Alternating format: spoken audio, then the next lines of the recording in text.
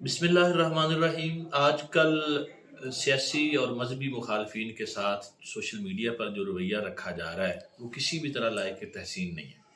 آپ کی کسی کے ساتھ سیاسی مخالفت ہے یا نظریاتی اختلاف ہے، ضروری نہیں ہے کہ آپ اس کی شکلیں بگاڑیں، اس کا نام بگاڑیں، اس کی شکلوں کے کارٹون بنائیں اور اس کو گندے گندے الفاظ اور گندے گندے القاب سے یاد کریں۔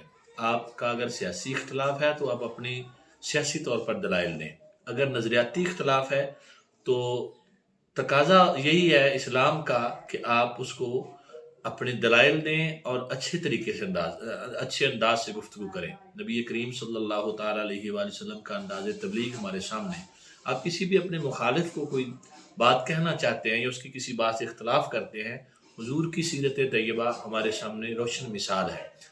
اور اللہ تبارک و تعالیٰ نے جو قرآن کریم میں فرمایا وَجَادِلْهُمْ بِالَّتِي هِيَ أَحْسَنُ، کسی سے اگر اختلاف ہے، کوئی بات کرنی ہے تو اس کو احسن انداز میں کیا جائے۔